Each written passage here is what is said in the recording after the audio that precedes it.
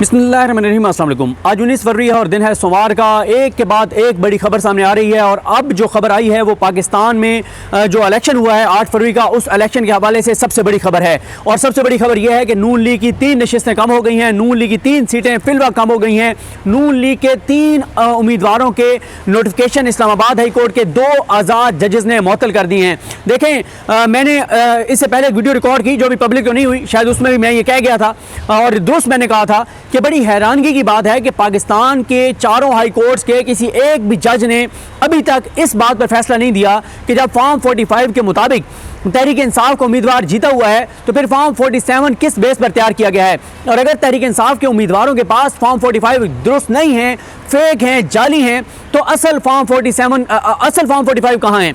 मुस्लिम league नून के जिस भी बंदे से आप पूछते हैं कि तुम्हारे फॉर्म 45 कहाँ हैं, तो कोई भी फॉर्म 45 देने को तैयार नहीं है, किसी के पास भी फॉर्म 45 नहीं है। और उनसे जब आप पूछते हैं कि फॉर्म 45 कहाँ हैं, तो वो आगे से कहते हैं कि इलेक्शन कमीशन ऑफ पाकिस्तान के पास हैं, इलेक्शन कमीशन की वेबसाइट पर हैं, लेकिन इलेक्शन कमीशन की वेबसाइट पर एक भी फॉर्म 45 मौजूद नहीं है। और इस बार पाकिस्तान की तारीख का बदतरीन खिलवाड़ यह किया गया है कि फॉर्म 45, देखें मैं आपको एक वीडियो में बड़ी तफसील से एक्सप्लेन कर चुका था, दोबारा आधे मिनट में आपको बता देता हूं कि फॉर्म 45 क्या होता है। जब एक पोलिंग स्टेशन के ऊपर पोलिंग का वक्त खत्म होता है, गिने जाते हैं वोट, तो एक फॉर्म के ऊपर लिखा जाता है कि अगर 10 उम्मीदवार थे तो किस उम्मीदवार ने कितने वोट लिए हैं। उस फॉर्म 45 के ऊपर तमाम उम्मीदवारों के पोलिंग एजेंट्स के दस्तखत होते हैं और वो एक फॉर्म 45 जो है उसकी तमाम कॉपीज़ जो हैं वो एक एक उम्मीदवार को मिलती हैं। और वही फॉर्म 45 जो है जो वहाँ पे सिक्योरिटी कर रही होती है, पुलिस, फौज, रेंजर्स, जो भी, एक उनको दिया जाता है फॉर्म 45। एक फॉर्म 45 वहाँ पे उस पोलिंग स्टेशन के ऊपर पेस्ट किया जाता है, गोंद के साथ किसी चीज़ का पेस्ट किया जाता है। एक फॉर्म 45 जो है वो प्रिजाइडिंग ऑफिसर अपने पास रखता है और एक फॉर्म 45 जो है वो रिटर्निंग ऑफिसर को जमा कराता है और एक फॉर्म 45 जो है वो इलेक्शन कमीशन के अमले को दिया जाता है। इतने फॉर्म 45 हैं, लेकिन बदतरीन पाकिस्तान की तारीख की धांधली ये की गई है कि फॉर्म 45 PTI के पास जो है वही जमात इस्लामी के पास हैं, वही तहरीक लब्बैक के पास हैं, वही बाकी जमातों के पास हैं, लेकिन मुस्लिम लीग नून के पास फॉर्म 45 है ही नहीं।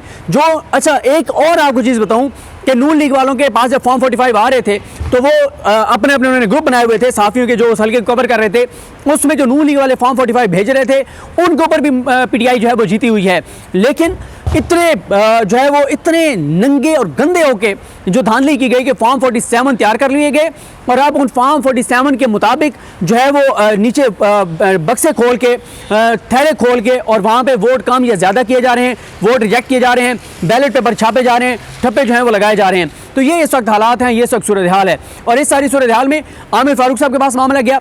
जस्टिस आमिर फारूक साहब जो इस्लामाबाद हाई कोर्ट के चीफ जस्टिस हैं, उनके सामने ये मामला लेकर गए। इस्लामाबाद के 3 जीतने वाले उम्मीदवार, जिस हल्के में मैं मौजूद हूँ, इस हल्के से शुएब शाहीन साहब जो हैं वो भारी अक्सरियत से जो हैं वो कामयाब हुए और उनके मद्दे मुकाबिल तारिक फजल चौधरी बुरी तरह पिट गए, बुरी तरह उनकी शिकस्त हुई। फिर इससे अगला जो हल्का है वहाँ पे जो आमिर मुगल साहब हैं, आमिर मुगल साहब जीत गए थे, अंजुम अकील साहब हार गए थे। उससे अगला हल्का जो है वहाँ पे राजा खुर्रम नवाज जो हैं, जो IPP के उम्मीदवार हैं लेकिन नून लीग उनको सपोर्ट कर रही थी, राजा खुर्रम नवाज जो हैं वो जीत गए, उनको जितवा दिया गया और अली बुखारी साहब को हरा दिया गया। इस हवाले से देखें, शहजाद इकबाल साहब ने अपने प्रोग्राम में कहा कि उन्होंने 2 हल्कों के जो फॉर्म 45 हैं जहां से मुस्तफा नवाज खोखर साहब लड़ रहे थे वो उन्होंने मंगवाए, तो उन फॉर्म 45 जो मुस्तफा नवाज खोखर साहब के हैं उनके मुताबिक भी अली जो बुखारी साहब हैं वो जीत गए थे। लेकिन उसके बावजूद जो है वो इनको जिता दिया गया फॉर्म 47 के ऊपर। तो मसला यह है कि जब ये मामला तहरीक इंसाफ के ये उम्मीदवार लेकर गए आमिर फारूक साहब की अदालत में, आमिर फारूक साहब ने ये सारा मामला पेंडिंग रखा, टाइम दिया, इलेक्शन कमीशन ने इस दौरान नोटिफिकेशन कर दिया। फिर नोटिफिकेशन जो है वो एक तो बहरहाल वो सलमान राजा साहब को उन्होंने वापस लिया था उस नशिस्त के ऊपर। लेकिन सबसे इंपॉर्टेंट बात यह है कि आमिर फारूक साहब को चाहिए था उसी वक्त वो इलेक्शन कमीशन को बुलाते, उन्हें बुला के कहते कि फॉर्म 45 अभी के अभी लेके आएँ। इस्लामाबाद हाई कोर्ट से जब आप फासला देखते हैं इलेक्शन कमीशन का, तो पैदल आप 2 से 2.5 मिनट में पैदल आप वहाँ से वहाँ तक जा सकते हैं। आमिर फारूक साहब को चाहिए था कि आमिर फारूक साहब इलेक्शन कमीशन हुकाम को बुलाते और कहते कि तुम्हारे पास 15 मिनट हैं, 15 मिनट के अंदर अंदर फॉर्म 45 इन हल्कों के लेके आओ। लेकिन आमिर फारूक साहब ने ऐसा नहीं किया और आमिर फारूक साहब ने टाइम दिया, टाइम देते रहे और फिर बिलाखिर मामला उसी इलेक्शन कमीशन को भेज दिया जो सारा ये खिलवाड़ कर रहा है, जो सारी धांधली कर रहा है। इस पे आमिर फारूक साहब के फैसले पे इंट्रा कोर्ट अपील दायर कर दी पीटीआई ने। पीटीआई के उम्मीदवारों ने ये 2 जजेस, आज़ाद जजेस, कमाल जजेस, शानदार जजेस, जस्टिस मियां गुल हसन औरंगजेब साहब और जस्टिस अरबाब मोहम्मद ताहिर साहब ने ये केस सुना और उन्होंने 3 नून लीग के कामयाब उम्मीदवार, एक तारिक फजल चौधरी, एक जो अंजुम अकील साहब हैं और तीसरे राजा खुर्रम नवाज, उन तीनों के कामयाबी के नोटिफिकेशन मुअत्तल कर दिए हैं। उन्होंने अब रिकॉर्ड तलब कर लिया है, वो चीज़ें देखेंगे। अब देखें, ये मैं इस हवाले से नहीं कह सकता कि हतमी तौर पे भी फैसला यही होगा कि उनके नोटिफिकेशन जो है वो कलअदम हो जाएंगे और पीटीआई वाले जो हैं वो जीत जाएंगे ये तीनों। लेकिन मसला ये है कि अगर तो एज सुन एज पॉसिबल अदालत ने रिकॉर्ड मंगवा लिया तो ऐसा हो जाएगा, वरना डब्बे खुले हुए हैं, बैलेट पेपर चेंज हो रहे हैं, ठप्पे लग रहे हैं, वोट मुस्तरद किए जा रहे हैं, वोट चेंज किए जा रहे हैं, बैलेट पेपर छापे जा रहे हैं। अगर अदालत ने टाइम दिया ज़्यादा तो उस दौरान नीचे सारा कुछ मैनेज कर लिया जाएगा। लेकिन इंपॉर्टेंट बात तो ये भी है कि फॉर्म 45 बाकियों का क्या करेंगे। बाकी जमातें जो हैं वो तहरीक इंसाफ के उम्मीदवारों के हक में आ गए हैं और बता रहे हैं कि जनाब इनके पास जो फॉर्म 45 पीटीआई के पास हैं वही हमारे पास हैं, और ये सब वो आके और गवाही दे रहे हैं, वो बता रहे हैं अदालत में आकर। तो ये बड़ी इंपॉर्टेंट चीज़ है कि तीन जो है तीन इस वक्त जो उम्मीदवार हैं इनके पीटीआई के, उन्होंने उनकी जो इंटर कोर्ट अपील थी उसको एक्सेप्ट कर लिया अदालत ने। अब उन दरखास्तों को, इनकी इंटर कोर्ट अपील को सुना जाएगा, आगे सुना जाएगा। लेकिन ये बड़ी बात है कि इन 2 आज़ाद जजेस ने जो है वो नोटिफिकेशन जो है वो मुअत्तल कर दिए हैं। अब अगर असम्बली का इजलास बुलाया जाता है तो ये तीनों अभी तो असम्बली के इजलास में शरीक नहीं हो सकेंगे जब तक इस्लामाबाद कोर्ट ये फैसला नहीं करती। और अगर इस फैसले को आप मिसाल बना लें और बाकी हाई कोर्ट्स के जजेस भी अपने हलफ के मुताबिक फैसला करें, अपने ज़मीर के मुताबिक, कहीं अहकामात की वजह से नहीं, जो इस वक्त पाकिस्तान की जुडिशरी का गंदा किरदार है उसके ऊपर नहीं, अगर वो अपने हलफ के ऊपर फैसले करें तो हर जगह पे जजेस को यही फैसला करना चाहिए कि फॉर्म 45 सारे लेकर आएँ और फॉर्म 45 को गिनकर और उसके ऊपर फॉर्म 47 जो है वो तैयार किया जाए।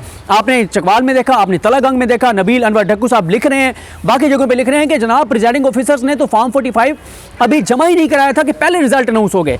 तो बात यह है कि रिजल्ट बनता है, फॉर्म 47 बनता है फॉर्म 45 की बेस पर, लेकिन फॉर्म 45 जो है वो अभी पहुंचे ही नहीं थे। पहले रिजल्ट जारी कर दिया गया फॉर्म 47, और फॉर्म 47 जितने भी हल्के हैं, जिन हल्कों में आप देख लें सब के अंदर यही हुआ है कि फॉर्म 45 पे जीता वो कोई और है। आज आप एक और चीज़ देखें कि आज इलेक्शन कमीशन में शौकत बसरा साहब वो कुरान मजीद लेकर गए, उन्होंने कुरान मजीद हाथ में पकड़ कर कहा इलेक्शन कमीशन मेंबरान को कि मैं ये कुरान मजीद मेरे हाथ में है, मैं फॉर्म 45 पे जीता हुआ हूँ। आपके लगाए गए आरओ ने खिलवाड़ किया है, आपके लगाए गए ब्यूरोक्रेट्स ने खिलवाड़ किया है। बुलाएं अपने ब्यूरोक्रेट को, बुलाएं अपने आरओ को, बुलाएं उसको, बुलाएं इजाजुल हक को, बुलाएं ज़ियाउल हक के बेटे को, उसे भी कहें वो कुरान पे हाथ रखे। मेरे हाथ में कुरान मजीद है, मैं कुरान मजीद हाथ में पकड़ के बता रहा हूँ कि मैं फॉर्म 45 पे जीता हुआ हूँ। मेरा ख्याल है कि आप पीटीआई के लोगों को जाके और जजेस को और इलेक्शन कमीशन मेंबरान को कहना चाहिए कि हम दलाइल बाद में देंगे, पहले आप कुरान मजीद मंगवाएं और आप कुरान मजीद पे हाथ रखें कि आप इंसाफ करेंगे। ये तो यहाँ पे हालात हैं। ये 2 आज़ाद जजेस थे। आमिर फारूक साहब के बहुत से फैसले आमिर फारूक साहब जो देते हैं, जब वो इंटर कोर्ट अपील में जाते हैं तो हाई कोर्ट का कोई भी जज हो और इंटर कोर्ट अपील में 2 जजेस हों, आमिर फारूक साहब के फैसले जो हैं वो मुअत्तल होते हैं। ये बहुत तशवीशनाक बात है कि आमिर फारूक साहब चीफ जस्टिस हैं और उनके ऊपर पहले एक इल्ज़ाम है कि वो पीटीआई के खिलाफ फैसले उनके खिलाफ देते हैं, उनके बारे में 22 हैं और वो नून लीग के हक में फैसले देते हैं, उनके ऊपर इल्ज़ाम है, ये परसेप्शन है। और आमिर फारूक साहब उस परसेप्शन को ख़त्म करने के बजाय वो ऐसे फैसले देते हैं कि फिर उनकी अपनी अदालत के 2 जज जो उनसे जूनियर हैं वो उनके फैसले जो है मुअत्तल करते हैं, और यहाँ पर भी उनके फैसले जो है मुअत्तल किया गया है। अब एक चीज़ और बड़ी इंपॉर्टेंट है, कल जस्टिस बाबर सत्तार साहब जो हैं वो बड़ा फैसला सुनाने जा रहे हैं। जस्टिस बाबर सत्तार साहब कल जो फैसला सुनाने जा रहे हैं वो फैसला है जो डीसी इस्लामाबाद है उनके खिलाफ जो कंटेम्प्ट प्रोसीडिंग है, जो इस्लामाबाद हाई कोर्ट के ऑर्डर्स के बावजूद वो जिस तरह से जारी कर रहे थे, डिटेंशन ऑर्डर्स जारी कर रहे थे, एमपी ऑर्डर जारी कर रहे थे, उस पर उनके खिलाफ कंटेम्प्ट ऑफ कोर्ट की प्रोसीडिंग शुरू है। उस पर बाबर सत्तार साहब ने आज इंदिया दे दी है कि कल उस केस के फाइनल आर्गूमेंट सुनकर और जस्टिस बाबर सत्तार साहब जो हैं वो फैसला कर देंगे। ये है जस्टिस बाबर सत्तार साहब ने कह दिया है। ये बड़ा इंपॉर्टेंट था। इसके अलावा जो चीज़ें हैं मैं इस वक्त देख रहा हूँ कि अभी कुछ देर में पीटीआई की एक अहम प्रेस कॉन्फ्रेंस भी है, उस पर भी हम जाएंगे, आपको बताएंगे। और जो इन्होंने शोएब शाहीन साहब ने बताया कि जो फॉर्म 47 तैयार किए गए हैं वो उम्मीदवारों की गैर मौजूदगी में जो है वो फॉर्म 47 जारी किए गए हैं। क्योंकि होता क्या है, जब एक हल्के में 100 पोलिंग स्टेशन है, मिसाल दे रहा हूँ आपको, 100 के 100 प्रिजाइडिंग ऑफिसर्स अपने अपने फॉर्म 45 लेकर आएंगे, वो आरओ ऑफिस में पहुंचेंगे, तमाम उम्मीदवार वहाँ मौजूद होंगे, सबकी मौजूदगी में फॉर्म 45 के ऊपर वोटों को गिना जाएगा और फॉर्म 47 तैयार किया जाएगा। लेकिन यहाँ पे क्या हुआ है, सिर्फ अंदर नून लीग के उम्मीदवार थे, पीटीआई का कोई उम्मीदवार नहीं था और उनकी पीटीआई के लोगों की बाकी उम्मीदवारों की गैर मौजूदगी में, क्योंकि आरओ ऑफिस तो टेक ओवर हो गए थे, वहाँ पर तो किसी को जाने भी नहीं दिया जा रहा था। तो इस तरह से ये सारी जो है वो सूरत हाल हुई है। और ये शोएब शाहीन साहब ने सारा बताया कि उस रात क्या हुआ था। उन्होंने ये अब मैं आपको बता देता हूँ कि इन्होंने पूछा जज साहब ने कि आपके पास तमाम फॉर्म 45 जो हैं वो कब आए, तो उस पर शोएब शाहीन साहब ने कहा कि इलेक्शन की रात 12 बजे तक मेरे पास 380 फॉर्म 45 आए थे और मैं आरओ के ऑफिस गया तो मेरे फॉर्म तारिक फजल चौधरी के, मेरे फॉर्म 45 के जो वोट थे वो तारिक फजल चौधरी के खाते में डाल रहे थे और उनके मेरे खाते में मेरे स्वैप कर रहे थे, यानी मेरे जो मेरे वोट थे वो उसके नाम के साथ लिख रहे थे, उसके नाम के जो वोट थे वो मेरे नाम के साथ लिख रहे थे। और उन्होंने कहा कि रात 2 बजे से फिर हमने धरना दिया, मगर इन्होंने जो है वो हमें जारी फॉर्म 47 नहीं दिया। और उन्होंने कहा कि 9 फरवरी को दिन 1 बजे फॉर्म 47 इन्होंने जारी किया। इलेक्शन नताइज के बाद 2 फॉर्म 45 जारी कर दिए गए थे। फॉर्म 47 के मुताबिक तारिक फजल चौधरी को 1,02,502 जबकि मुझे 86,396 वोट्स दिए गए हैं। इलेक्शन कमीशन वेबसाइट पर 10 फरवरी को एक और फॉर्म 47 जारी किया गया, उसमें मामूली तब्दीली की गई। ऑनलाइन फॉर्म 47 के मुताबिक उन्होंने बताया कि मेरे इतने हैं और उनके इतने हैं और वो चेंज नहीं की गई। उसके बाद उनसे पूछा जस्टिस अरबाब मोहम्मद ताहिर साहब ने कि आपके हल्के में रिटर्निंग अफसर कौन थे, तो उन्होंने बताया कि उस्मान अशरफ एडीजीसी हल्का NA 47 के आरओ थे। ये वही आरओ साहब थे जिन्होंने कॉपी पेस्ट करके हमारे कागजात मुस्तरद कर दिए थे। रात को 2 हल्कों के रिजल्ट दिए गए थे मगर मेरे हल्के के नताइज को रोक दिया गया था। नताइज के बाद और फॉर्म 47 जारी करने से पहले मैंने डिस्ट्रिक्ट रिटर्निंग अफसर को दरख्वास्त दी थी। DRO को दरख्वास्त में यही कहा था कि फॉर्म 47 मेरी गैर मौजूदगी में जारी किया गया है। यही दरख्वास्त मैंने DRO के बाद इलेक्शन कमीशन में भी दायर की। इलेक्शन कमीशन ने रिटर्निंग अफसर को हतमी कंसोलिडेशन से रोकने का हुक्म जारी किया। इलेक्शन कमीशन ने रिटर्निंग अफसर से 3 दिन में रिपोर्ट मांगी लेकिन अभी तक जमा नहीं कराई गई। रिटर्निंग अफसर ने फॉर्म 48 तमाम उम्मीदवारों की मौजूदगी में तैयार करना होता है।